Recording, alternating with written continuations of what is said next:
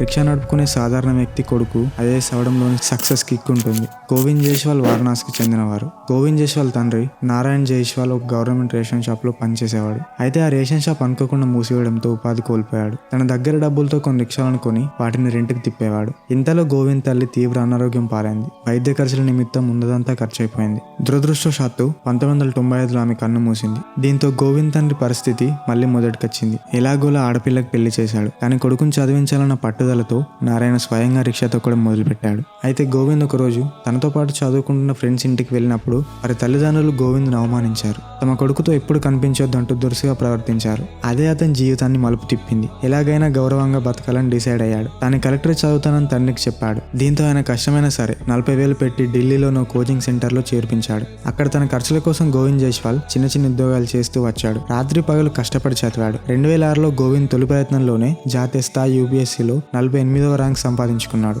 గోవాలో sports executive డైరెక్టర్గా, ఆరోగ్య మంత్రిత్వ శాఖలో డిప్యూటీ సెక్రటరీగా పనిచేశారు. జైస్వాల్ భార్య IPS చందన్ చౌదరి. ఇలాంటి మరెన్నో సక్సెస్ స్టోరీల కోసం ఛానల్ని సబ్స్క్రైబ్ చేయండి.